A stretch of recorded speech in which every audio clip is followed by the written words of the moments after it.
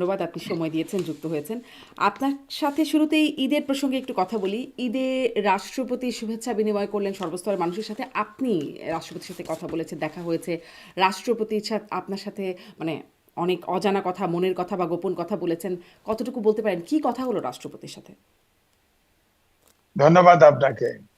দেখেন, ঈদের আগের দিন আগের দিন 7:30টার সময় তিনি আমার পূর্ব পরিচিত প্রায় 1 ঘন্টা অনেকটা আড্ডাই মেরেছেন এবং অনেক কিছু গোপন কথা বলেছেন, এটা ঠিক। আচ্ছা, মানে তো ঈদের আগের ওনার দিন আপনাদের আপনাদের কথোপকথন বা আলোচনাটা ঈদের আগের দিনের? ঈদের দিনও গিয়েছি, আচ্ছা, আচ্ছা, ঈদের দিনও গিয়েছে এবং 26শে মার্চেও যাব।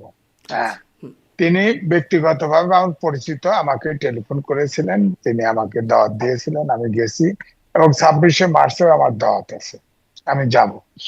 তো যাই হোক, ওখানে মূল বিষয়টা হচ্ছে তার অনুযোগ, আমি বলবো যে তিনি এই সরকারকে, অন্তর্বর্তীকালীন সরকারকে তার পক্ষ থেকে সকল সহযোগিতা করেছে। তিনি 106 অনুচ্ছেদে সুপ্রিম কোর্টের আপনার পরামর্শ নিয়েছেন। 138 সংবিধানের অনুচ্ছেদ অনুযায়ী তাদেরকে 106 অনুচ্ছেদে নেওয়ার পরে ওখানে বলা হয় যে ডক্ট্রিন অফ নেসেসিটি আপনার আহ, রাষ্ট্রপতি অন্তর্বর্তীকালীন সরকারের উপদেষ্টাদের নিয়োগ দিতে পারেন। তিনি সেই ডকুমেন্টও দেখিয়েছেন। তিনি ডক্টর মোহাম্মদ ইউনূস থেকে শুরু করে সবগুলো উপদেষ্টা নিয়োগ দিয়েছেন। প্রত্যেকটার আলাদা আলাদা নিয়োগে তার কাছে ডকুমেন্ট আছে। তার বক্তব্য হলো তখন যে সুপ্রিম কোর্টের যে প্রধান বিচারপতি এবং অ্যাপিলেট ডিভিশনের একজন বিচারপতি, তারা সেনানিবাসে আশ্রয় নিয়েছিল। কারণ আপনি জানেন, কোর্টে কিন্তু মব ঢুকে পড়েছিল, তখন আত্মরক্ষার্থে তারা পালিয়ে যায়। তখন এই যে এখন অর্থমন্ত্রী হয়েছেন, তাকে আপনার অ্যাকাউন্টেন্ট জেনারেল তিনি নিয়োগ দেন। নিয়োগ দিলে তিনি বলেছেন, তিনি অর্থাৎ তিনি মাস মিডিয়ার মাধ্যমে তিনি ওই কানেক্ট করে তাদেরকে ইউটিউবের মাধ্যমে তারা কথা বলেছেন, কথা বলে তাদের রায় নিয়েছেন। তো এখন আমার প্রশ্ন হলো যে সেখানে যদি কোনো ভ্যাকুয়ামে থাকে, আপনি খেয়াল করে দেখেন, যখন শেখ হাসিনা ক্ষমতায় আসলো তখন কিন্তু হোসেন মোহাম্মদ এরশাদ এবং জিয়া রহমানের শাসন আমলকে অবৈধ ঘোষণা করার চেষ্টা করেছেন, কিন্তু দেখা গেল সরকারের ভ্যাকুয়াম তৈরি হয়। সুতরাং যতটুকু রাখা গেছে ততটুকু রেখে বাকিটা তিনি বাতিল করেছেন, অনেক কিছু বাতিল করেছেন। কিন্তু এখন সুপ্রিম কোর্টে ওই সময় অভ্যুত্থানের শেষে 8 তারিখে ডক্টর মোহাম্মদ ইউনূস আসে, 6 তারিখে পার্লামেন্ট ডিসলভ করা হয়। কিন্তু 8 তারিখে আপনার, আমিও সেই রাষ্ট্রপতির বঙ্গভবনে কিন্তু দাওয়াতি ছিলাম, দেখি যে ওত নিচ্ছে না, সবাই দেরি করছে। অর্থাৎ সংবিধানের 106 অনুচ্ছেদ অনুযায়ী সুপ্রিম কোর্টের আপনার পরামর্শ আসার জন্য অপেক্ষা করছে। সেটা যখন এসছে তখন আপনার উপদেষ্টাদের আগেই নিয়োগপত্র দেওয়া ছিল, তাদেরকে দেওয়া হলো এবং সংবিধানকে সমুন্নত রাখার জন্য সবাই ওত নিল। এটাই তার বক্তব্য হলো। তারপরে দেখা গেল এই উপদেষ্টা পরিষদের অনেক উপদেষ্টাই তাকে ভবন থেকে ঘেরাও করে তাকে উড়িয়ে দিতে চেয়েছে। তখন তিনি বললেন, 3 বাহিনী প্রধান এবং বিএনপির আমাকে করে ব্যাক করে, যে তারা বলে যে সাংবিধানিক শূন্যতা হবে, কারণ প্রধানমন্ত্রী নাই, স্পিকার নাই, ডেপুটি স্পিকার নাই, রাষ্ট্রপতি আছে, সাংবিধানিক শূন্যতা তৈরি না হয় এজন্য থাকতে থাকতে রিকোয়েস্ট করেছে এবং তাকে সকল নিরাপত্তা দিয়েছে। এরপরে তিনি থাকেন। তার বক্তব্য একটাই, তার অনুযোগ, দুঃখ, থাকতে রিকোয়েস্ট কে যে করেছেন? এটা 3 বাহিনীর প্রধান আচ্ছা, ৩ বাহিনীর প্রধান। এবং আচ্ছা, বিএনপি। তিন আচ্ছা। তিন বাহিনীর প্রধান এবং আপনার বিএনপির তরফ থেকে রিকোয়েস্ট করা হয়েছে। তিনি যেটা বললেন যে তারেক রহমান লন্ডন থেকে তাকে রিকোয়েস্ট করেছে আচ্ছা। এবং ফখরুল ইসলাম আলমগীরও বলেছে। সুতরাং সেই কারণেই তিনি সাংবিধানিক, তিনি দেশের স্বার্থেই, তখন বাইরে তুমুল আন্দোলন হয় এবং ওয়ার্ল্ড টপকিয়ে ভ্যান গাড়ি করে, ঠেলা গাড়ি করে বাইরের থেকে লোকজন আসে এবং নাহিদ ইসলাম তাকে ফোন করেছিল রাষ্ট্রপতিকে। নাহিদ ইসলাম কিন্তু উপদেষ্টা হয়ে গেছেন ততক্ষণে। তখন তাকে ফোন করে বলেছে ওরা আমাদের লোক না, তাদেরকে সরিয়ে দেওয়া হবে। যারা ভ্যান গাড়িতে এসে ওয়াল টপকানোর চেষ্টা করেছে, ওয়াল টপকিয়েছে, হ্যাঁ, তাদেরকে আর্মি কিন্তু তাদেরকে বঙ্গভবন থেকে বিতাড়িত করেছে। তো এই গল্পটাই বললো। এছাড়া অনেক কিছু বলার চেষ্টা করলো, যে তিনি নিয়োগ দিলেন, তার ওখানে সে সংবিধান দেখালেন, দেখানোর চেষ্টা করলেন। আমি বললাম যে দেখানোর দরকার নাই, আমার সংবিধান পড়া আছে, আপনি বলেন। তখন বলল যে সংবিধানে তো লেখা আছে কোন দেশের চুক্তি হলে তা আমার কাছে পেশ করতে হবে, রাষ্ট্রপতির কাছে পেশ করতে হবে। আমি যেই হোক না কেন, আমি তো রাষ্ট্রপতি, পেশ করতে হবে, বা আমি সংসদে সেটা উপস্থাপন করার জন্য রেফার করব। কিন্তু উনি 17 মাস 18 মাস প্রধান উপদেষ্টা থাকলেন, অনেক দেশে তিনি গেলেন, অনেক চুক্তি করলেন, গোপন চুক্তিও করলেন। তিনি আমার বঙ্গভবনে কোনোদিন আসেন নাই, আমার সাথে কোনো সাক্ষাৎ করেন নাই, অথচ তাকে আমি নিয়োগ দিয়েছি। তার কারণেই দিয়েছি। আমি বলবো যে তিনি, তার ছাত্ররা তা বলে যে ছাত্ররা তাকে নিয়োগ দিয়েছে, ছাত্ররা নিয়োগ দেননি, দিয়েছে আমি। সে বলছে পরিষ্কার, কিন্তু এবং আসলে ওটা তো তিনি উনি তো এটা আনুষ্ঠানিক কাজটা করেছেন, অস্বীকার উনি তো করেছে। আসলে মানে তাকে সিলেক্টও করেন নাই, বা তার ব্যাপারে তার কিছু করবারও ছিল না মনে হয়, তিনি যে জাস্ট স্বাক্ষর করা এরকমই তো তার কাজ নাকি? না, না, তার কাজটা তো চিঠি ইস্যু করেছে, এটাই তার কাজ, তো তাই। হুম তখন তো প্রধানমন্ত্রী ছিল না। আসলে তো আমাদের সংবিধানে যে রাষ্ট্রপতি থাকেন, তিনি যেমন প্রথম অধিবেশনে, প্রত্যেক বছর প্রথম অধিবেশনে তিনি ভাষণ দেন। এটা কিন্তু ক্যাবিনেট থেকে, অর্থাৎ তখনকার সরকার যারা হুম থাকে, সরকারের প্রধানমন্ত্রী বা ক্যাবিনেট থেকে যেটা অ্যাপ্রুভ করে, সেই ভাষণটাই তিনি দেন। ওটা ওনার বক্তব্য থাকে না, ওটা সরকারের হুম বক্তব্য থাকে। এবারেও অনেকে বলে না যে তিনি ফেসিবাদ হুম বলেছেন, তিনি জয় বাংলা বলেন নাই, তিনি বাংলাদেশ জিন্দাবাদ বলেছেন তার বক্তব্যে। তখন তো আমি বললাম যে এটা আমি জানি।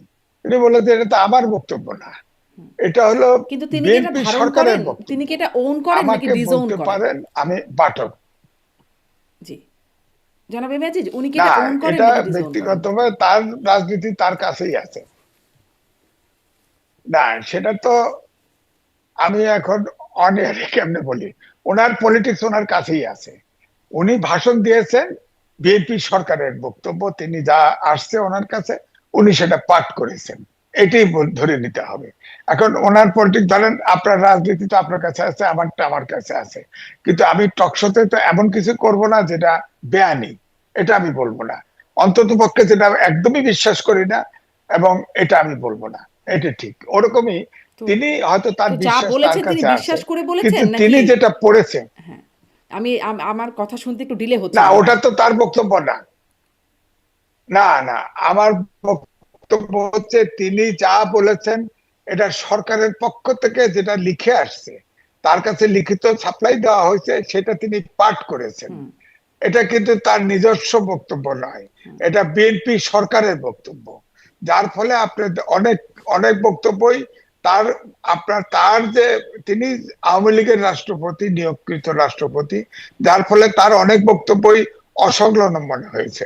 মনে হচ্ছে যে সব আওয়ামী লীগের বিরুদ্ধে হুম যাচ্ছে। হুম আওয়ামী লীগের বিরুদ্ধে সরকার, বিএনপি সরকারের, তখন সে রাষ্ট্রপতি, এখন তো রাষ্ট্রপতি রাষ্ট্রের প্রধান। তিনি তিনি যে সংবিধান যেটা আছে বলবৎ, জীবিত আছে, সংবিধান অনুযায়ী তিনি কাজ করবেন। হুম অর্থাৎ এখন প্রধানমন্ত্রী যে উপদেশ দিবেন, তিনি শুধু প্রধান বিচারপতি এবং সরকার গঠন, সরকারের পাঠ তো চলে গেছে, জি প্রধান বিচারপতিও আছে।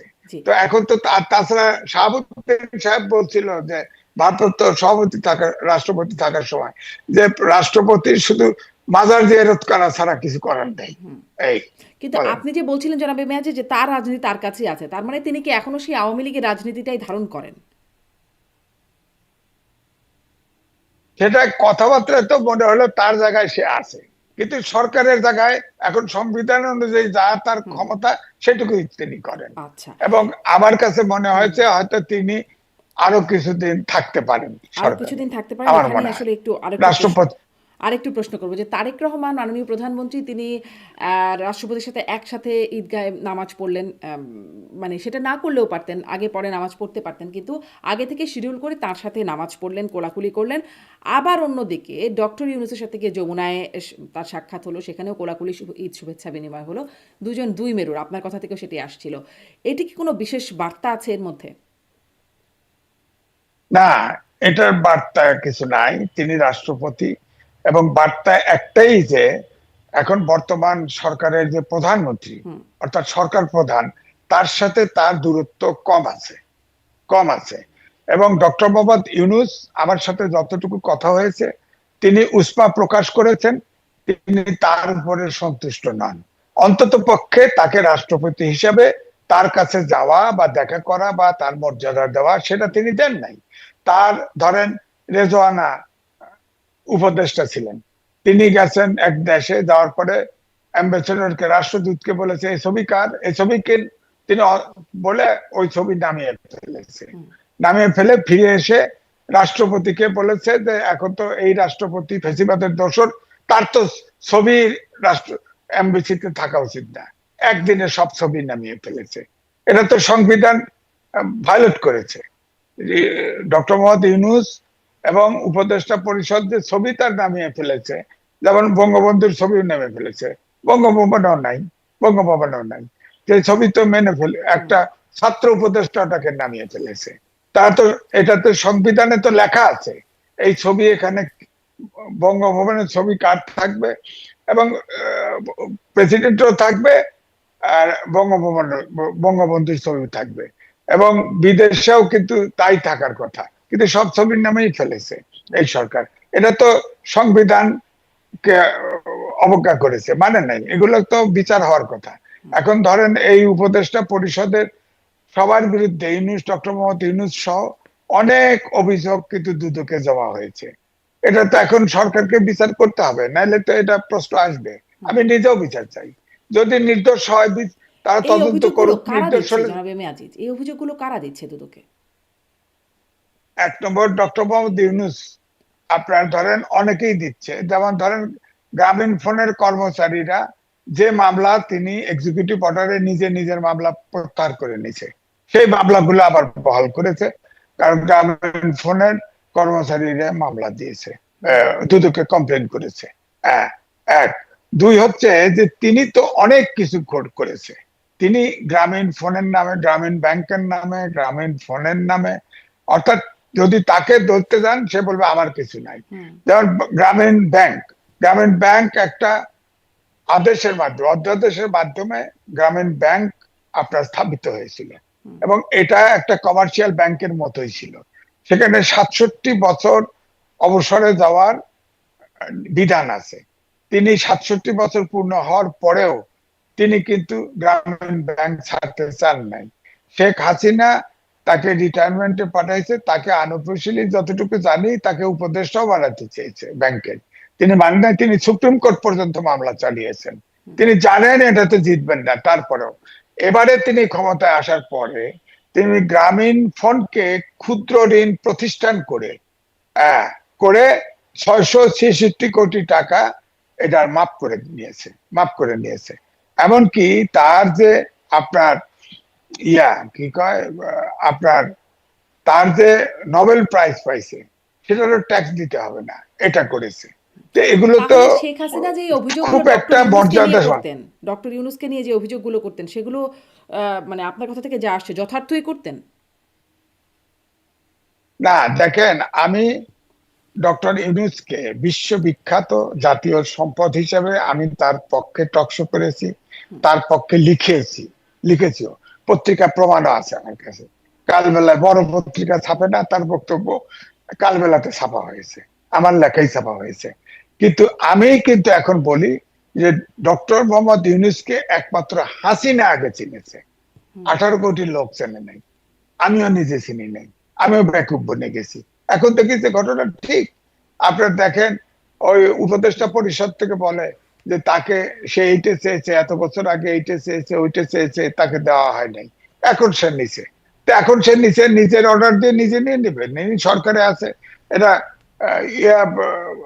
আপনার এখন অপরাধ নয়, তার দিয়ে বাড়িতে news medical, news nursing home কত কিছু করে ফেলছে। আপনার স্টারলিংক নিয়ে আসছে গ্রামীণ ফোনের অধীনে, সবকিছু এইভাবে তো সে করেছে। তো সুতরাং এগুলা কতটুকু আইনসম্মত, কতটুকু দুদকে অভিযোগ করেছে সেটা তদন্ত হতে হবে। সবগুলো উপদেষ্টারই প্রায় হয়েছে, অভিযোগ পড়েছে, তাদের তো বিচার হতে হবে। আমি নিজে অন্তত বিচার চাইতেই থাকবো, শেষ পর্যন্ত চাইতেই থাকবো। আমি কিন্তু আমি কিন্তু কিন্তু যতদিন বিচার আছি, কি যতদিন হবে বিচার। যখন আসলে মানে স্বয়ং প্রধানমন্ত্রীর সাথে তার এমন যোগাযোগ বা একরকম সুহৃদ সম্পর্ক, সেখানে কি আসলে এরকম মানুষের বিচার হয়? না, যেমন ধরেন একটা বড় পত্রিকা আমার কাছে লেখা চেয়েছে, আজকে লিখেছি। হ্যাঁ, ধরেন ফেসিবাদের বিলোপ শেষ দাবি ছিল।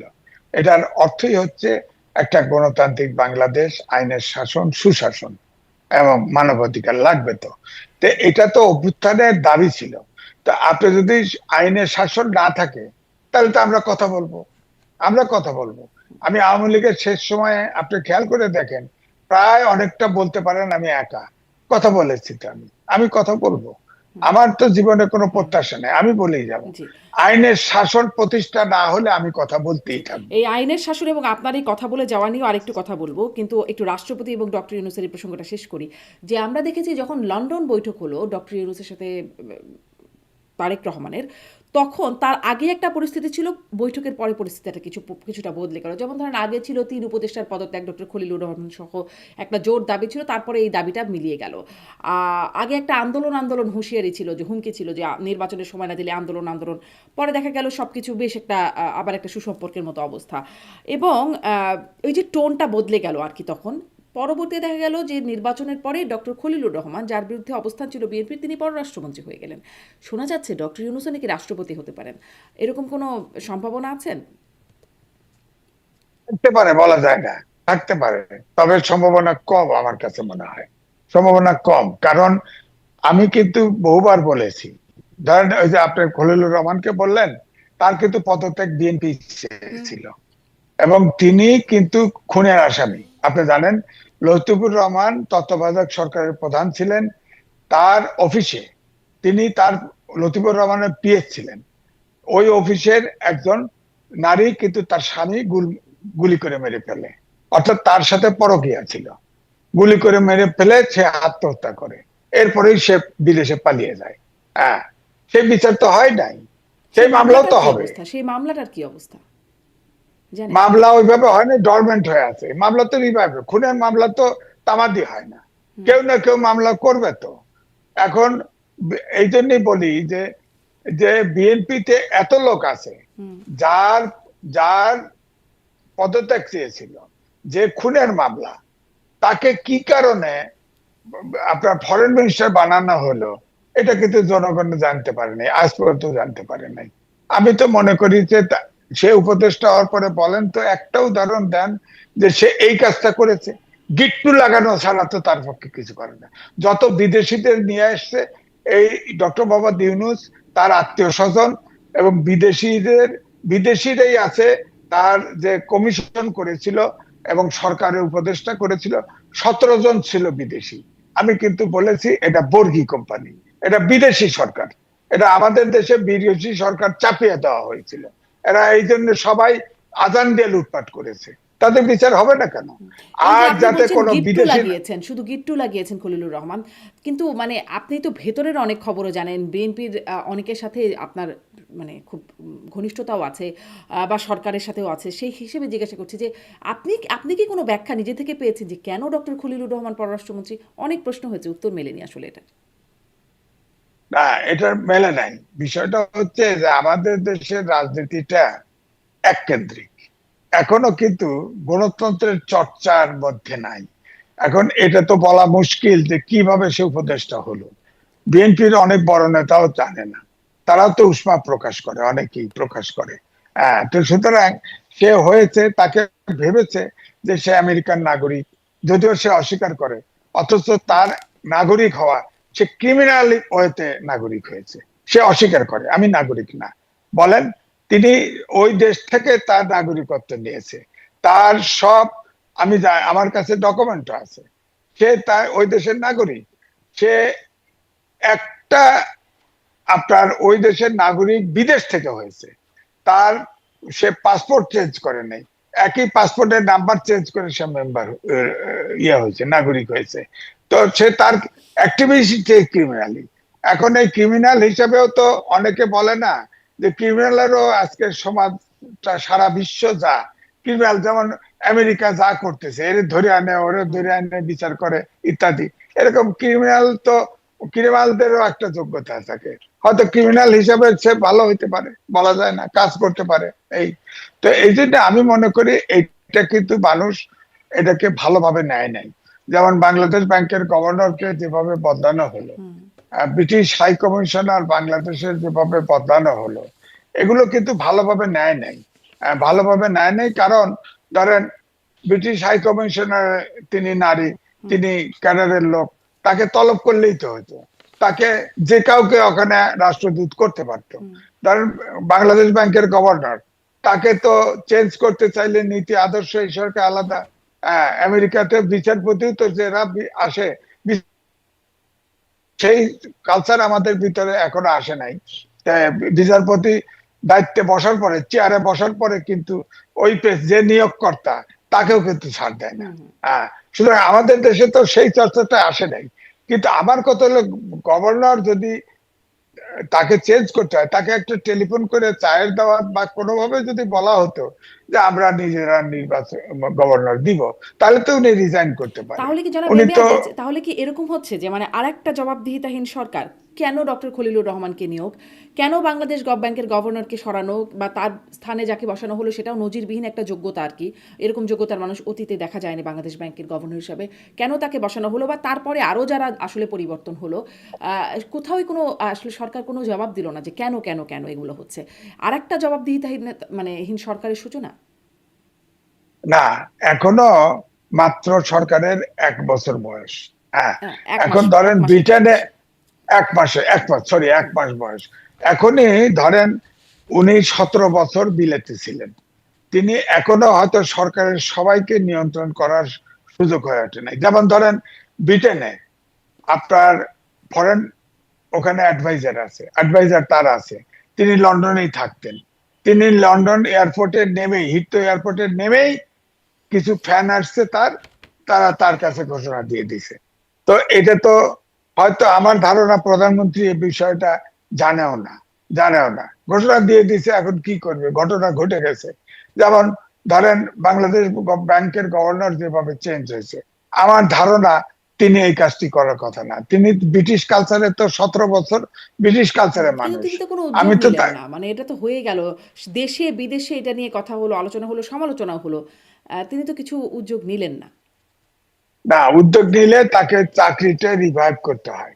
এখন ধরেন এই সরকারের মধ্যে যে ধরেন এত বড় একটা রাজনৈতিক দল, তিনি হয়তো বিদেশ থেকে এই দলটাকে চালিয়েছে, কিন্তু দেশে এসে এখন যে অবস্থাটা দেখতে পাচ্ছে, সবাইকে যার যার মতো তো অনেকটাই বলা যায়। অনেক আপনার দেখেন ইয়ার সড়ক মন্ত্রী, তিনি বলে বসলো সমঝোতা করলে আহ চাঁদা নাই, কিন্তু জোর করে নিলে চাঁদা। এখন এই যে কথাগুলি বললো, এখন সাইজের চেয়ে মন্ত্রণালয় তার বেশি, 5টা মন্ত্রণালয় তাকে দেওয়া হয়েছে। তো এই জন্যই বলছি, এরা যে মন্ত্রী বানানো হলো, এটা হয়তো কেউ, আপনি খেয়াল করে দেখেন, যেদিন প্রথম সংসদের অধিবেশন বসে, তখন কিন্তু স্পিকারের নাম যখন ঘোষণা করা হয় এবং ডেপুটি স্পিকারের নাম যখন ঘোষণা করা হয়, তখন কিন্তু দেখলেন তাদেরকে একটু অপ্রস্তুতি মনে হয়েছে। তারা নিজেরাও জানে বলে আমার কাছে মনে হয়নি। আমি বিটিভি ধরেছিলাম যাতে আত্মপান্ত বোঝা যায়। আমার কাছে মনে হয়েছে এটা কেউ জানে বলে মনে হয় না, তিনি অপ্রস্তুত। আপনি দেখেন রাষ্ট্রপতি যখন আসলো ভাষণ দিল, তখন জাতীয় সঙ্গীত পড়া হলো, তখন দেখেন জাতীয় সঙ্গীতের প্রতি সম্মান দেখিয়ে আমরা সাধারণত অটোমেটিক দাঁড়িয়ে যাই, কেউ কেউ বুকেও হাত রাখে, কিন্তু ওইখানে একটা 11 দলের কেউ দাঁড়ালো না। অর্থাৎ এখানে কিন্তু জনশ্রুতিটা এটাই হলো, তারা তো দেশের স্বাধীনতায় বিশ্বাস করে না, তারা জাতীয় সঙ্গীতের মর্যাদা দেখাবে কেন? তারপরে আপনি দেখেন এই সংসদ ভবনে প্লাকার্ডে লেখা আছে গাদ্দার। এই গাদ্দার ধরেন এই প্লাকার্ড নিয়ে ঢুকলো কিভাবে বলেন? এতগুলো প্লাকার্ড জি। কিভাবে ঢুকলো এটা আরেকটা এত বড় আলোচনা বড়? নিশ্চয়ই। এটা আরেকটা আলোচনা। স্বাধীনতায় হ্যাঁ, বিশ্বাসই করে না। এখন স্বাধীনতা দিবসের কর্মসূচিও দিয়েছে। আর এই প্রসঙ্গটাতেও শুনবো। কিন্তু ওই যে জবাবদিহিতাহীন সরকারের সূচনা কিনা, সেখানে আরেকটু প্রশ্ন করতে চাই। যখন আওয়ামী লীগ ক্ষমতায় ছিল, তখন পুরোটা সময় আওয়ামী লীগের দলীয়করণ, সর্বত্র আওয়ামী লীগ দলীয়করণ করেছে এবং তার সমালোচনা একদম রাজপথে সরব থেকেছে বিএনপি, যে সর্বোচ্চ দলীয়করণ। এখনও তো মানে সেই বাংলাদেশ ব্যাংকের গভর্নর আপনি যেভাবে বলছিলেন, বা ধরেন আটটি বিশ্ববিদ্যালয়ের ভিসি একসাথে সবাইকে সরিয়ে দেওয়া হলো, নতুন ভিসি পছন্দের লোকদের নিয়োগ দেওয়া হলো। সেই প্রসঙ্গে অবশ্য মির্জা ফখরুল ইসলাম আলমগীর একটা ব্যাখ্যা দিয়েছেন যে যেহেতু দলীয় সরকার, দলীয় লোক তো থাকবেই। তাহলে যখন আওয়ামী লীগ করতো, তখন সেটা সমালোচনাযোগ্য ছিল বা হারাম ছিল, এখন হালাল হয়ে গেল। না, ওনার ফখরুল ইসলাম আলমগীরের বক্তব্যের সাথে আমি পুরোপুরি একমত না। এটার দুটি ব্যাখ্যা আছে। ধরেন আমি জাহাঙ্গীরনগর ইউনিভার্সিটি ফার্স্ট ব্যাচের ছাত্র, scientist Mofizuddin Ahmed, Zillur Rahman Siddiqui, Syed Ali Hasan, doctor Enamul Haque, doctor Kamal Hossain, এই ভাইস চ্যান্সেলর গুলো পেয়েছি। তাদেরকে দূরবীন দিয়ে দেখতে হতো যে তারা কোন রাজনীতিতে বিশ্বাস করে কিনা, কিন্তু তারা, আমরা জানতাম যে তারা হয়তো এই ফিলোসফিতে বিশ্বাস করে। কিন্তু তারা তো প্রশাসন যখন ইউনিভার্সিটি চালিয়েছে, তখন কিন্তু তারা একদমই নিরপেক্ষ ছিল এবং তখন কিন্তু সরকারই তাদের বেছে নিয়োগটা দিত। এখন যেটা হচ্ছে বিএনপির শেষ সময়ে, শেষ আগে যখন 91 সালে বিএনপি ক্ষমতায় আসে, তখন শেষ দিকে আপনার কিন্তু এইভাবে আপনার ভিসি কিন্তু কিছু নিয়োগ দেওয়া হয়েছিল। তো এটা কারণ হচ্ছে আমাদের দেশে 4টে ইউনিভার্সিটিতে অ্যাক্ট আছে। সেই অ্যাক্ট অনুযায়ী 3 জনের প্যানেল হয় সিনেটে ভোটের মাধ্যমে। আমিও সিনেট মেম্বার ছিলাম। ভোট দিয়ে প্যানেল হয়, প্যানেল রাষ্ট্রপতি যে কোনো একজনকে ভিসি বানায়। তো এটা বিধান ছিল।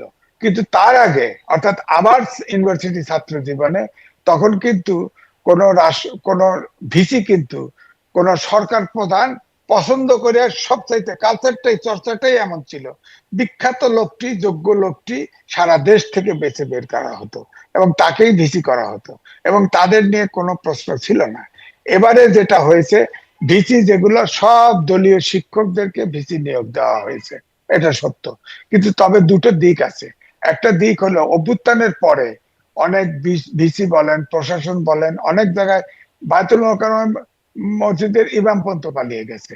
তো সেই জায়গায় আবার অন্তর্বর্তীকালীন সরকার এসে প্রশাসন গুলো কিন্তু খালি করে ফেলেছে। প্রশাসন সব ইউএনও কে দায়িত্ব দিয়েছে।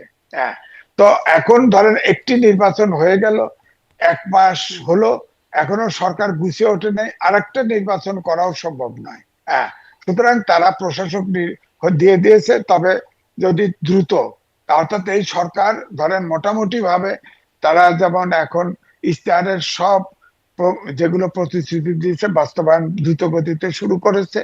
যদি এরপরে সরকারটা গুছিয়ে ফেলে, তারপরে এগুলো সবগুলোই নির্বাচনে যাওয়া উচিত এবং নির্বাচিত প্রতিনিধিদের কাছেই লোকাল, স্থানীয় সরকার আপনার ছেড়ে দেওয়া উচিত।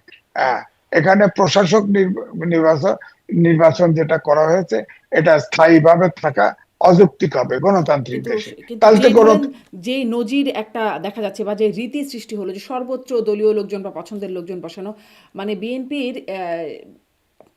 অতীতের কথা বলছি, যখন তত্ত্বাবধায়ক সরকার প্রধান করবার জন্য মানে বিচারপতিদের বয়স বাড়িয়ে আহ, আহ, তত্ত্বাবধায়ক সরকার প্রধান করবার যে একটা মানে একটা প্রক্রিয়া ছিল সেখানে, এবং তারপরে সেখানে তিনি প্রধান মানে তিনি হতে রাজি হলেন না, পরবর্তীতে দেখা গেল যে ইয়াজউদ্দিন আহমেদ তিনি আসলে রাষ্ট্রপতি থেকে প্রধান উপদেষ্টা হয়ে গেলেন তত্ত্বাবধায়ক, মানে তারপর থেকে তত্ত্বাবধায়ক সরকার ব্যবস্থা কলঙ্কিত হয়ে গিয়ে 1/11 চলে আসলো। এই যে একটা প্রক্রিয়া হলো, সেখানেও আসলে সেই পছন্দের লোক নিয়োগ দেওয়ার একটা যে টেন্ডেন্সি, সেখান থেকে আসলে এই জিনিসটা না, সৃষ্টি হলো। আমি আমি বলছি যে দুটো দিক। একটা হলো পছন্দের লোক, দলীয় লোক, দলীয় শিক্ষক, এদের নিয়োগ দেওয়া সঠিক হয় নাই।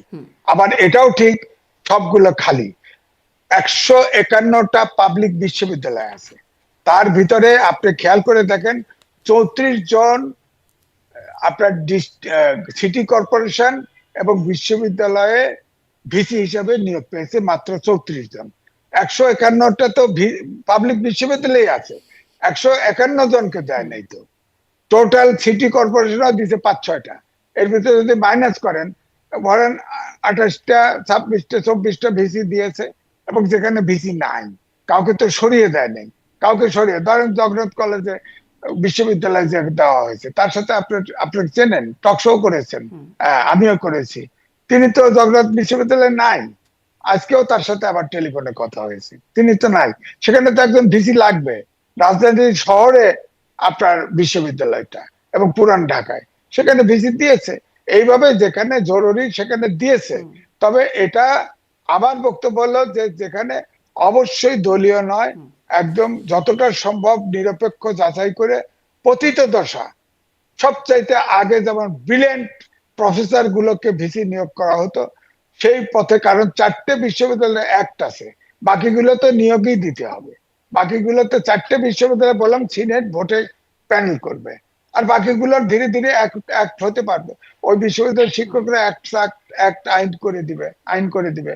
4টে আইন আছে 4টে বিশ্ববিদ্যালয়, জাহাঙ্গীরনগরেও আছে, ঢাকা বিশ্ববিদ্যালয়েও আছে, রাজশাহী বিশ্ববিদ্যালয়, চিটাগাং বিশ্ববিদ্যালয়, আর তো অ্যাক্ট নাই। সেখানে তো নিয়োগ দিতেই হবে, কিন্তু নিয়োগটা যাতে দলীয় লোক না হয়, নিয়োগটা যাতে সবচাইতে বিখ্যাত শিক্ষকটি হয়। হ্যাঁ, আমি সবচেয়ে যোগ্য যেমন জি বললাম, হুম হ্যাঁ সবচেয়ে যোগ্য লোক, যেমন আমি যে বিশ্ববিদ্যালয়ে পড়েছি তখন কিন্তু ছোট ছিল, সবচেয়ে ছোট ছিল, কনিষ্ঠ বিশ্ববিদ্যালয়। সেখানেও কিন্তু বিখ্যাত লোকগুলোরই নাম বললাম আপনাকে। সেখানে কিন্তু সরকার ডাইরেক্ট নিয়োগ দিয়েছে, সেখানে কিন্তু কখনোই দলীয় লোকও দেয় নাই, এবং বিখ্যাত ব্যক্তিদেরকে দেওয়া হয়েছে। হ্যাঁ, সৈয়দ আলী হাসান, জিল্লুর রহমান সিদ্দিকী, তারা কিন্তু জি পিএইচডি করেন নাই, কিন্তু তাদের অধীনে আন্ডারে পিএইচডি করেছে মানুষ। তিনি পিএইচডি অনেক বড় মানুষ, অনেক বড় মাপের লোক ছিল। এই জি, বলেন। জি, নিশ্চয়ই। কেবল শুরু নিশ্চয়ই সামনের দিনে দেখা যাবে। তবে শুরুতে খুবই দলীয় নিয়োগ এটা অনেক জায়গায় আরকি সর্বত্র একটা দলীয়করণের জায়গা দেখা গেছে। এখন সামনে কি হয় সেটা নিশ্চয়ই দেখার একটা বিষয় থাকবেই। আপনি বিভিন্ন টক শোতে বলেন যে বিএনপিতে অনেক গুপ্ত জামাতিরা আছেন এবং একটা জায়গায় শুনছিলাম আপনার বক্তব্য শুনছিলাম যে কমপক্ষে 20% জামাতি আছে গুপ্ত হিসেবে। আপনি চেনেন কারা গুপ্ত, কারা আছেন জামাতি বিএনপিতে? বা তারেক রহমানের আশেপাশে? দুই দুই চারজনকে চিনি, কারা তারা? বলতে পারবো না। দুইজনকে চিনি না, বলতে পারবো না। চিনি, গুপ্ত তো গুপ্তই। আপনাকেই প্রশ্ন করি, ঢাকা বিশ্ববিদ্যালয়ের শিবির ছিল, জানতেন আগে? জানতেন না না তো। তো। তারা তো এই যে গুপ্তই ছিল। সাদেক ক্যাম্প, হ্যাঁ গুপ্তই ছিল, তার তো হেলমেট বাইরে ছিল। তারা যে আপনাকে হত্যা করে না এটার নিশ্চয়তা কি?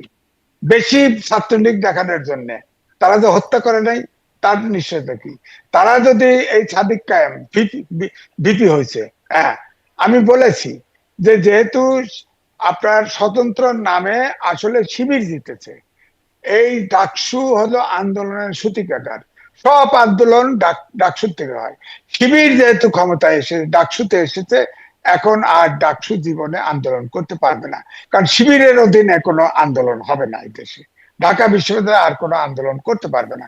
এখন তারা রাজনীতি করে, আগে তারা নিরপেক্ষতা শো করলেও এখন খেয়াল করে দেখেন, ইলেকশনের আগে তো তারা জামাতের পক্ষে, এবং সবসময় জামাতের পক্ষে ওপেন হয়ে বিভিন্ন জায়গায় মিটিংও করেছে। এই সাদেক কায়েম, তারপরে ডাকসুর সেক্রেটারি, এরা তো মিটিংও করেছে, সুতরাং ওপেন হয়ে গেছে।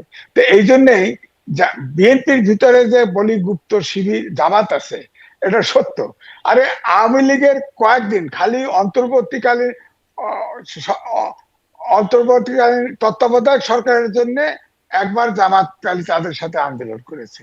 তারপরেই দেখেন ঢাকা ঢাকা বিশ্ববিদ্যালয়ে কত গুপ্ত শিবির পাওয়া গেল।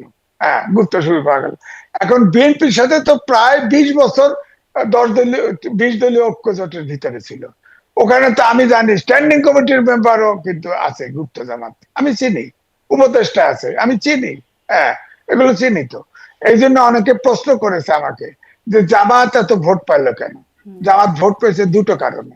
একটা হলো শেষের দিকে, নির্বাচনের শেষের দিকে দেখেন প্রচুর টাকা পয়সা খরচ করেছে, এবং বাড়ি পাল্লা ভোট দিলে বেচতে যাওয়া যাবে, জান্নাত হুম পাওয়া যাবে।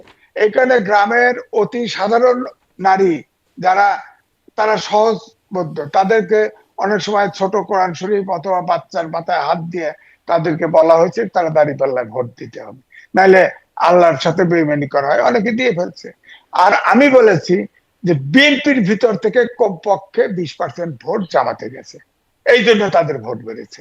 হ্যাঁ, আমি তো বলি ওপেন, এটা বহুবারই বলি আমি, যে এটা ওপেন। আমাকে ধরতে আসতে পারবে না, আমাকে ধরতে এলে নাম বলে দেবো তো আমি চিনি, আমি নাম বলে দেব। তো তারা তো জামাতের প্রতিষ্ঠানে চাকরি করে, জামাতের অর্গানাইজেশনের পেরোলে আছে, আমি জানি, সেগুলো বলে দেবো, আমি এখন কেন বলে দেবো। বলছেন না? তখন কি এখন বলছি না যে তাদের যার, আপনি এখন আমেরিকাতে আছেন, আপনার সংসার আপনি করতেছেন, আমি আপনার ব্যক্তিগত ব্যাপারে, দলও তো একটা ব্যক্তিগত বলবো যে তারা বলতেছে স্ট্যান্ডিং কমিটির যারা সদস্য তারাও গুপ্ত জামাত পাহারাদার আছে, জেনে হোক আর না জেনে হোক।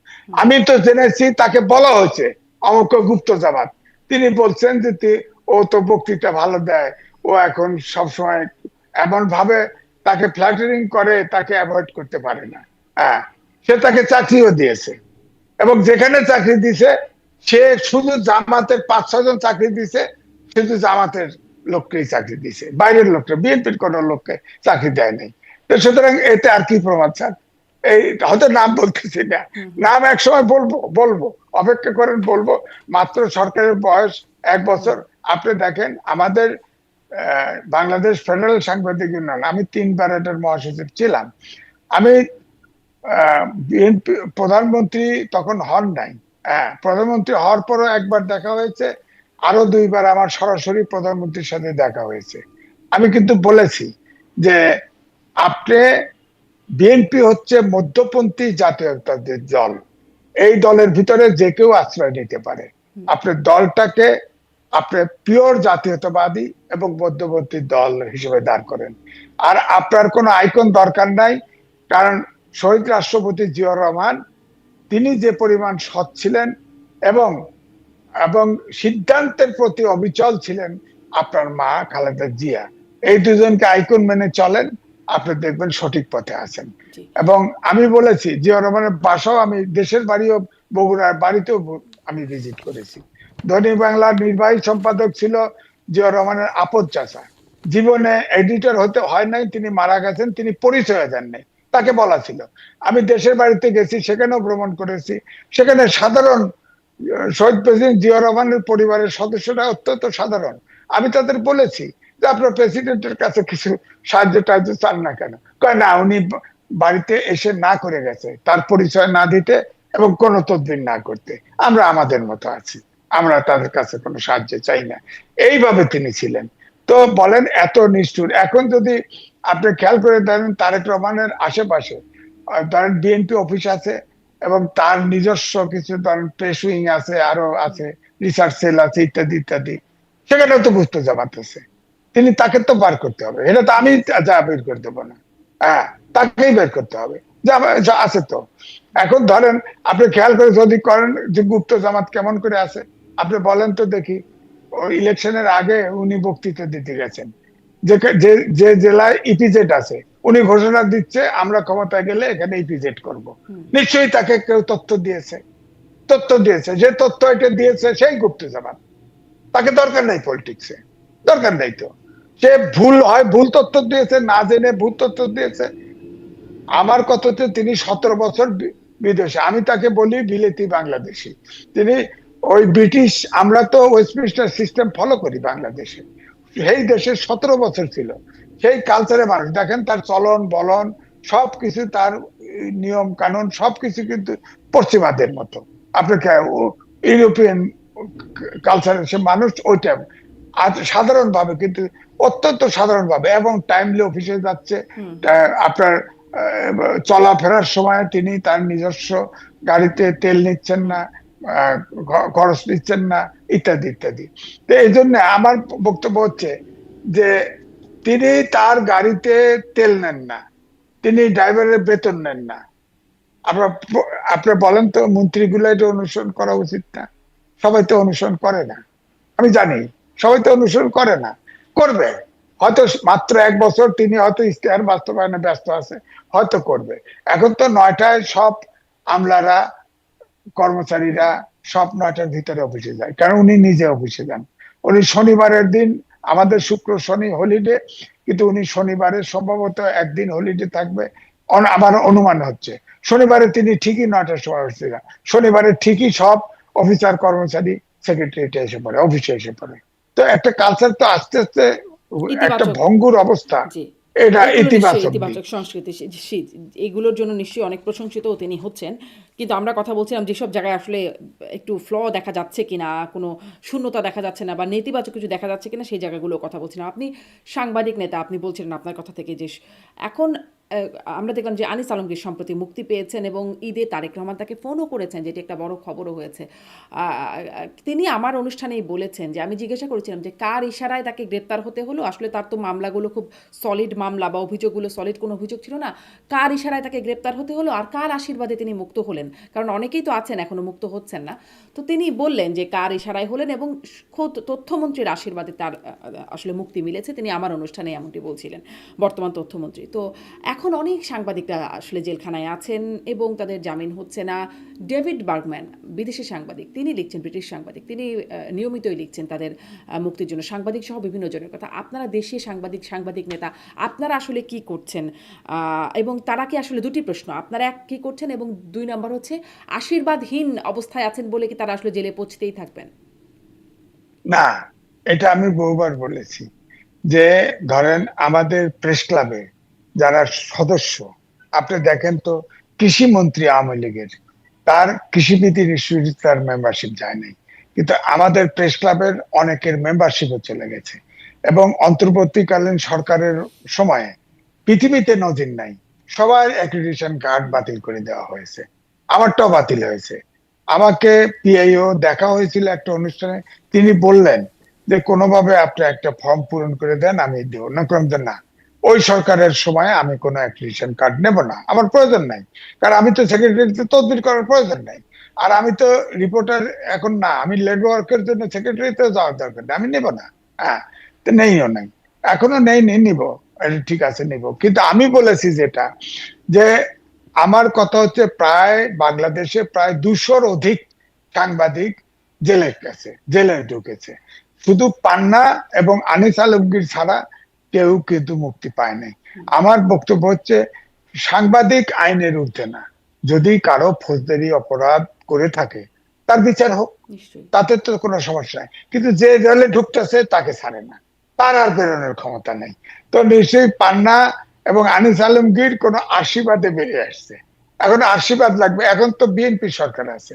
তা আমার কথা হলো পিক এন্ড চুজ না করে সবগুলো সাংবাদিকের কেস ট্রায়ালে উঠুক, হিয়ারিং হোক, ফৌজদারি অপরাধ যদি থাকে তাদের ট্রায়াল হোক, তারা রিলিজ হলে হবে, মুক্তি পেলে পাবে, না পেলে না পাবে। আর যারা এই আনিস আলমগীরের মতো, পান্নার মতো বিনা দোষে গ্রেপ্তার হয়েছে, যাওয়ার পরে খুনের কেস দেওয়া হয়েছে, কারো দুর্নীতির অভিযোগ দেওয়া হয়েছে, এগুলো হেয়ারিং প্রমাণ না থাকলে তারা খালাস পাবে, কিন্তু হেয়ারিংই তো হচ্ছে না। এটা বরাবরই আমি বলি, তাদের হেয়ারিং, আপনি বলেন এদেশের অফিসার্স ক্লাবের কোনো মেম্বারশিপ যায় নাই, আপনার কৃষিবিদ ইনস্টিটিউটের মেম্বারশিপ যায়নি, ঢাকা ক্লাবের মেম্বারশিপ যায় নাই, শুধু প্রেস ক্লাবের মেম্বারশিপ গেছে। বলেন সাংবাদিকদের এত অবজ্ঞা, তাদের মেম্বারশিপ গেছে। এখন ধরেন একটি ইউনিয়ন নাই, আর একটি ইউনিয়ন আছে যেটার আমি সদস্য, এটা ঠিক, এটা ইউনিয়ন একটা দক্ষিণপন্থী দখল হয়ে চলে গেছে। আমি কিন্তু তারেক রহমানকেও বলেছি যে আমি প্রেস ক্লাবে নির্বাচন হওয়ার কথা ছিল, আমি প্রেসিডেন্টে, আমি মাসুদ কামাল সেক্রেটারি, আমরা প্যানেল দিয়েছিলাম। হ্যাঁ, এবং তাকে আমি বলেছি যে ঢাকা সাংবাদিক ইউনিয়ন এবং বাংলাদেশ ফেডারেল সাংবাদিক ইউনিয়ন এরা তো জামাতের দখলে চলে গেছে, এখন প্রেস ক্লাবটা অন্তত পক্ষে এটা আমাদের কাছে গুরুত্ব না হলেও জাতির কাছে তো গুরুত্বপূর্ণ প্রতিষ্ঠান, এখানে অন্তত আমার আমার মনে হয় যে বলয় থেকে, পলিটিক্যাল বলয় থেকে তো পত্রিকাটা প্রতিষ্ঠান থেকে উন্মুক্ত করা। আমি তো বিসিএস এর চাকরি ফেলে আমি অবজারভারে জয়েন করেছি, এবং এই প্রেস ক্লাব দেখে, এটা পেশা রিয়েলি পেশাজীবীদের ছিল। এবং আমি প্রেসিডেন্টে দাঁড়িয়েছিলাম এই কারণেই যে মাসুদ কামালও একই, যে আমরা এই জাতীয় প্রেস ক্লাবের ঐতিহ্যটা আগের জায়গায় নেওয়ার চেষ্টা করব, কোনো অনাচার থাকবে না, কার কি বিলঙ্গি, কে কিছু, ধরেন আমি তো কোথাও ভোট দেই, আমার বিশ্বাস যাই হোক আমি তো ভোট দেই, আপনিও ভোট দেন, সেটাও ভিন্ন জায়গা, কিন্তু চেয়ারে বসলে তো পেশাজীবীর আচরণ করতে হবে। ধরেন আমি 4-5টা পত্রিকায় কাজ করেছি, সেখানে কোন ফিলোসফি, কে হিন্দু, বৌদ্ধ, খ্রিস্টান, যে যাই থাকুক, আমি সিনিয়র ছিলাম, আমি কিন্তু কখনো এটা দেখিনি, আমি প্রফেশনালি ওয়ার্ক করেছি। এবং চেয়ারে বসলে আমি আমেরিকান সিস্টেমেই কাজ করতে পারি, কারণ আমি কোনো বায়াস থাকে না, আমার বায়াস থাকে না। জি। বলেন। আমি একটু এই প্রসঙ্গে একটু জানতে চাই যে সম্প্রতি আওয়ামী লীগের কার্যক্রম সম্পর্কে জনাব মির্জা ফখরুল ইসলাম আলমগীর আম, তিনি বলছেন যে তার বক্তব্যের কয়েকটা অংশ আসলে প্রথমে বলছেন যে রাজনীতিটাকে চলতে দিন, গণতন্ত্রের বাধা সৃষ্টি করা যাবে না। আমি যদি তাকে কোট করি যে তিনি বলছেন, আমি যেটা মনে করি পলিটিক্সটাকে চলতে দিন, let politics move in its own way, let democracy move in its own way. বিচ্ছিন্নভাবে কোনো কিছুকে দেখে রাজনীতিকে বন্ধ করে গণতন্ত্রকে আটকে দিয়ে পথ বন্ধ করে দিলে তাহলে হবে কি, ডিফর্মড একটা হবে, লেট ইট মুভ। আমি একদম তাকে কোট করলাম, এটা হচ্ছে তার বক্তব্য। হ্যাঁ। কিন্তু পরে আবার তিনি বলছেন যেহেতু আওয়ামী লীগের কার্যক্রম নিষিদ্ধ আছে, বন্ধ থাকবে, বাকিরা রাজনীতি করবে। মানে হুম। আগের অংশের সাথে পরের অংশটা কি মিলছে নাকি সাংঘর্ষিক মনে হচ্ছে? না, দেখেন, আমি আমার ওনার প্রশ্নের উত্তর না দিয়ে আমি আমার বক্তব্যটাই বলছি। আমি প্রথম থেকেই বলছি যে আমরা যদি গণতন্ত্রে বিশ্বাস করি, গণতন্ত্রে একটি দল আর একটি দলের নিষিদ্ধ চাইতে পারে না। হ্যাঁ, যদি অপরাধ করে একই কথা বলবো, তার বিচার কোর্টে হবে, আদালতে হবে, কিন্তু আদালতটা নিরপেক্ষ হইতে হবে। আপনি বলেন তো দেখি, এখন জানেন আপনার, যদি আমাদের সংবিধান অনুযায়ী সর্বোচ্চ 6 মাসের ভিতরে যদি নির্বাচন হতো, নেপালের মতো, নেপালে প্রধান বিচারপতি ছিল নারী, তিনি এসে প্রধানমন্ত্রী হলেন এবং তিনি এসেই বললেন আমরা বাংলাদেশ হব না। হ্যাঁ, সব সব ছাত্রদেরকে শিক্ষা প্রতিষ্ঠানে ফেরত দিল, নির্বাচন 6 মাসের আগে, 6 মাস পরে নির্বাচন ঘোষণা দিল, এবং দেখা গেল তরুণরা জিতে গেল। তরুণদের কোনো দল করে নাই, কিন্তু একজন তরুণ ছিল, তিনি প্রকৌশলী এবং গায়ক, তিনি আপনার কাঠমান্ডুর মেয়রও ছিলেন, তার একটা ছোট্ট দল ছিল। হ্যাঁ, সেই দলকে তরুণরা সমর্থন দিল এবং দেখা গেল যে প্রধানমন্ত্রী ছিল, তার সিটে ওই বালেন্দ্র শাহ, তিনি দাঁড়ালো এবং 60% ভোট বেশি পেয়ে পারলো, আজকে সে প্রধানমন্ত্রী। হ্যাঁ, তো আমার বক্তব্য হচ্ছে যে সংবিধান অনুযায়ী যদি ইলেকশনটা দেওয়া হতো, 6 মাসের ভিতরে যদি ইলেকশন দেওয়া হতো, তাহলে আওয়ামী লীগের প্রতি যে হেট্রেটটা ছিল, শেখ হাসিনার প্রতি হেট্রেটটা ছিল, তারাও হয়তো এরকমই হেরে যেত, খুব অল্প সিট পেত। এখন আমাদের দেশের মাটি হচ্ছে, যাকে যত চাপিয়ে রাখার চেষ্টা করবেন, যার প্রতি যত অপারেশন করবেন, তার পপুলারিটি বাড়বে। এখন তো ধরেন বাংলাদেশ থেকে আওয়ামী লীগের বড় বড় নেতা যারা টাকা পয়সা আল্লাহ হয়েছে, এরকম নাই, হাজার খানেক লোক চলে গেছে। হ্যাঁ, আর বাকিরা তো দেশেই আছে। তারা তো জন্মগত ভাবে ভোটাধিকার, আপনি তাকে ভোট দিতে দিবেন না? ভোট তো দিয়েছে, কিন্তু এলাকা বেসিস অনেক জায়গায় তারা যে দল যে প্রার্থী যাকে শেল্টার দিয়েছে তাদেরকে ভোট দিয়েছে এইভাবেই। তা আমার কথা হলো, ইউনূস সাহেব সব জায়গা আউলায় দিছে, আমাদের যুব শক্তিকে, তরুণদেরকে, একটা ক্লাস 8 থেকে শুরু করে মাস্টার্স পর্যন্ত এই তরুণরা কিন্তু আন্দোলনে ছিল। জি। কিন্তু এরা এখন তো কোটা ধরেন বিরোধী ডক্টর ইউনূস আন্দোলন শুরু সরকারের করে। অবসান, বা তার রেজিমের যে অবসান ঘটেছে তার সময়টার। এখন বিএনপি ক্ষমতায় আসছে। কিন্তু আমার প্রশ্ন হচ্ছে, বিএনপির অবস্থান কি স্পষ্ট? আওয়ামী লীগের রাজনীতি ব্যাপারে ইতিবাচক না নেতিবাচক, সেই জায়গাটা কি স্পষ্ট? ধরেন যখন নিষিদ্ধ করা হলো, তার আগে কিন্তু বিএনপি নিষিদ্ধের পক্ষে ছিল না। ফলে ডক্টর ইউনূস একটা আন্তর্জাতিক গণমাধ্যমে সাক্ষাৎকার দিয়ে বলেছিলেন যে যেহেতু বিএনপির মতো বড় দল চায় না, ফলে আওয়ামী লীগকে নিষিদ্ধ করা হবে না। পরে হাসনাত আব্দুল্লাহ একাই একরকম গিয়ে আন্দোলন করে নিষিদ্ধ করায় ফেললো আওয়ামী লীগকে, এবং তারপর তারা আবার হ্যাঁ। সাধুবাদও জানালো। এখন এসে মির্জা ফখরুল ইসলাম আলমগীরের বক্তব্য প্রথমে মনে হচ্ছে যে গণতন্ত্র কাউকে বাধা দিলে ডিফর্ম কিছু হবে, রাজনীতিটা চলতে দিন, ইত্যাদি ইত্যাদি। পরে বলছেন যে বন্ধ আছে, বন্ধই থাকবে। বিএনপি কি আসলে আওয়ামী লীগের রাজনীতির ব্যাপারে একটা স্পষ্ট অবস্থান নিচ্ছে, নাকি নাকি আসলে কি? না, এটা আপনার কথা ঠিক, কারণ আগে তো বিএনপি কে নিষিদ্ধ করার বিপক্ষে বিএনপি ছিল।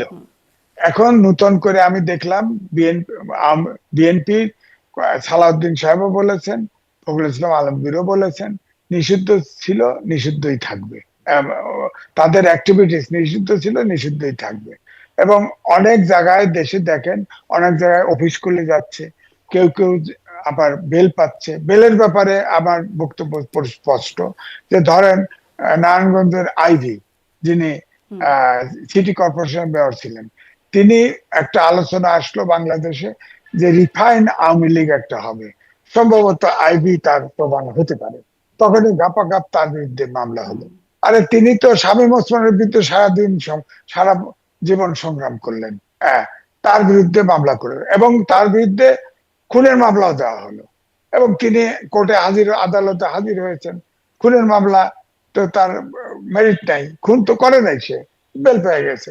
তারপরে কক্সবাজারের বদি, যে আওয়ামী লীগও অন করে নাই, সে ইয়াবা সম্রাট, তাকে অন করে নাই, অর্থাৎ তাকে নমিনেশন না দিয়ে তার স্ত্রীকে নমিনেশন দিছে।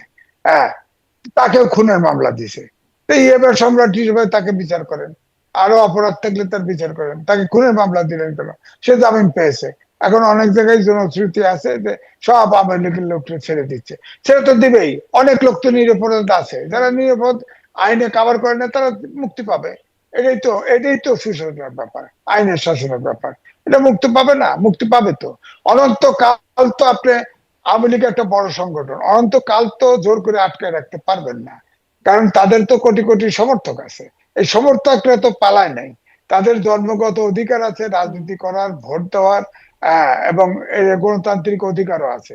আপনি তাদেরকে সারা জীবন নিষিদ্ধ করতে পারবেন না।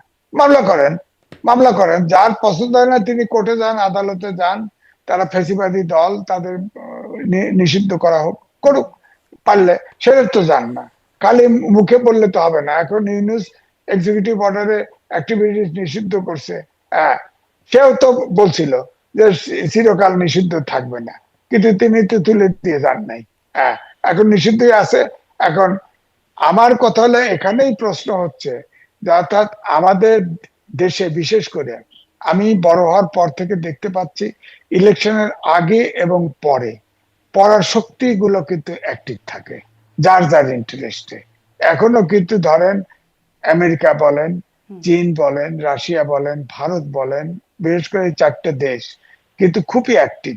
তারা এখন কোন জায়গা থেকে কি খেলা খেলতেছে, হয়তো সেগুলোর কারণেও অনেক মুভমেন্ট চেঞ্জ হয়ে যাচ্ছে রাজনীতিতে। এটাও ঠিক।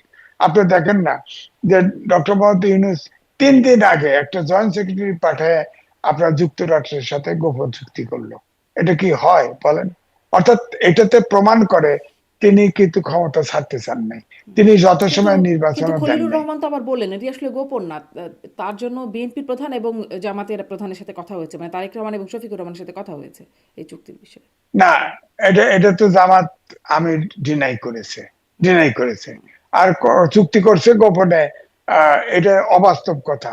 বিএনপির সাথে আলাপ করছে, উনি চুক্তি করবে উপদেষ্টা, বিএনপি সায় দিবে, জামাত সায় দিবে যে তোমরা গোপন চুক্তি তারেক করো রহমান তো ডিনাই না করলেন। জানে? হ্যাঁ, ডিনাই হয়তো করে নাই, তিনি ব্যস্ত করে নাই, কিন্তু বিএনপির তরফ থেকে এটা কেউ না কেউ মুখ খোলা উচিত ছিল, খোলে নাই। এখন তারা কোন ট্র্যাপে পড়ছে, আমি তো বরাবরই বলতাম যে ইউনূসের ফাটাবাসের চিপায় বিএনপি পড়েছে। বিএনপি প্রথম থেকেই, ওই যে বললেন না লন্ডন বৈঠকের পরে, ইউনূস কখনো কথা বলে না, কথা বললে তবে কিন্তু সারা, যদি সারা কথা বলে না। হ্যাঁ, এবং ওইটার পর থেকেই খালি বিএনপি সব কিছু ছাড় দিয়ে দিয়ে শুধু নির্বাচন চায়, কিন্তু যত সময় নির্বাচন দেখেন আপনার, ছয় সরকার গঠন হলো 8 তারিখে, 7 তারিখে কিন্তু বিএনপি পল্টনে সভা করলো। সেখানে বেগম খালেদা জিয়াও বক্তব্য দিলেন। তিনি বললেন বক্তৃতায় যে প্রতিশোধ নয়, সবাইকে একযোগে কাজ করতে হবে একসাথে। ওই সময় ওই বৈঠকে কিন্তু নির্বাচন চাওয়া হয়েছিল। অনেকেই বলেন যে 7 তারিখে নির্বাচন চাইলো কেন, তা আগের থেকে কেন? 6 মাস পর্যন্ত নির্বাচন সংবিধানে অ্যালাউড। 3 মাস সরকার করবে, যদি ইলেকশন কমিশনের কোন দৈবিক দুর্বিপাকে পড়ে আর 3 মাস পিছাবে। 6 মাসে তো নির্বাচন দেওয়া বৈধ, সরকারের দেয় নাই। এখন তো প্রশ্ন হলো যে সরকার তো আসে 18 মাস পথে নির্বাচন দিল, তাহলে এখন তো প্রশ্ন, এই যে সংবিধান লঙ্ঘন করলো ডক্টর ইউনূসের সরকার, তারা তো এটাতে যদি মামলা করে, কেউ যদি মামলা করে তাকে, তাদের সংবিধান যদি ভায়োলেট করে, সেখানে যেমন ধরেন 1/11 সাত সরকার, তাদের তাদের পরে ক্ষমতায় এসেছিল হচ্ছে আওয়ামী লীগ, এবং তাদেরকে একরকম ইন্ডেমনিটি দিয়ে দিয়েছে, তাদের অনেক সংবিধান লঙ্ঘনের বিষয় ছিল, এরকমই অনেক কিছু ছিল। ঠিক না একই না মাত্রায় না হলে কিছু কিছু ছিল না ইন্ডেমনিটি। না, কিন্তু 1/11 সরকার এসে এমার্জেন্সি দিয়েছিল। এমার্জেন্সি যদি দেয় তাহলে তারা যে কোনো সরকার যে কোনো কিছু করতে পারে। হ্যাঁ, কিন্তু এরা তো এমার্জেন্সি দেয় নাই, তারা তো সাংবিধানিক সরকার। 106 অনুচ্ছেদের রেফারেন্স নিয়ে তারা সংবিধান সমুন্নত রাখার জন্য 138 অনুচ্ছেদ অনুযায়ী ওত নিয়েছে সংবিধান সমুন্নত রাখার জন্য। সুতরাং আপনি বলেন সংবিধান তো জীবিত, রাষ্ট্রপতি জীবিত। হ্যাঁ, এখন আপনার সাংবিধানিক সরকার সংবিধানের সাথে সাংঘর্ষিক কোন সংস্কার করার ম্যান্ডেটই তো এই সরকারের ছিল না, অন্তর্বর্তীকালীন সরকারের ছিল না। কিন্তু জোর করে ঐক্যমত্য কমিশন করে জি আপনি দেখেন, ঐক্যমত কমিশনের বইও আমার কাছে আছে, যেখানে নোট অফ ডিসেন্ট দিয়েছে, বিএনপি দিয়েছে বেশি, জামাতও দিয়েছে, এনসিপিও দিয়েছে নোট অফ ডিসেন্ট। সেখানে কিন্তু বইতে লেখা আছে নোট নোট অফ ডিসেন্ট, এত দল এটাকে সমর্থন করেছে, এত দল এটা সমর্থন করে নাই। নোট লিখে বলছে যে নির্বাচনের ইশতেহারে দিয়ে, এই বিষয় ইশতেহারে দিয়ে যদি জনগণের ম্যান্ডেট পায় তাহলে তাদের মতো করে বাস্তবায়ন করতে পারবে। এখন নোট অফ ডিসেন্ট বিএনপি যেসব জায়গায় দিয়েছে সেসব জায়গা তো বাস্তবায়ন করতে বাধ্য নয়। তারা যদি বলে, বলে না সালাউদ্দিন আহমেদ জি বলছে না যে আমরা জুলাই সনদ যেটাতে স্বাক্ষর করেছি সেটা অক্ষরে অক্ষরে বাস্তবায়ন করব। এখন অক্ষরে অক্ষরে বাস্তবায়ন করতে গেলে তাদের 31 দফা আছে তো, জি এখন এখন এটা জুলাই নিয়েও একটা সনদ তো ঝামেলা, থাকে না। ঈদের পরে আন্দোলনের সেই একটা পূর্বাভাস রয়ে গেছে। ঈদের পরে আসলে কি হয় সেটা নিয়েও আপনার সাথে হয়তো সামনে কথা হবে, আজকে আর ওই প্রসঙ্গে না চাই, কিন্তু ওইখানে একটু শেষ করি যে ফাটা বাঁশের চিপায় যে পড়েছে বিএনপি অন্তর্বর্তী সরকারের বা ইউনূস সরকারের, আপনি বলছিলেন সেই বাঁশের চিপা থেকে বের হতে পেরেছে বিএনপি? না, ইউনিসের ফাঁটাবাসের সিফাতে বেরিয়ে গেছে। আচ্ছা এখন অন্য পরাশক্তির ফাঁটাবাসের সিপায় পড়েছে কিনা অনেক প্রশ্ন তো আপনি করলেন। হুম হুম এখানে তো মনে হয় পরাশক্তি চারটা আমি বললাম খুবই অ্যাক্টিভ। হুম আপনি বিদেশে আছেন, আমার কাছে আমি অনুভূত হই, আমি পড়ি, ধরেন যুক্তরাষ্ট্র, চীন, ভারত, রাশিয়া, এরা কিন্তু বেশ অ্যাক্টিভ। তাদের বলয়ে ধরেন ভারত যদি বলেন, ভারত তো তাদের চিকেন নেক আছে, সেভেন সিস্টার আছে, এখানে কিন্তু তাদের স্পর্শকাতর জায়গা।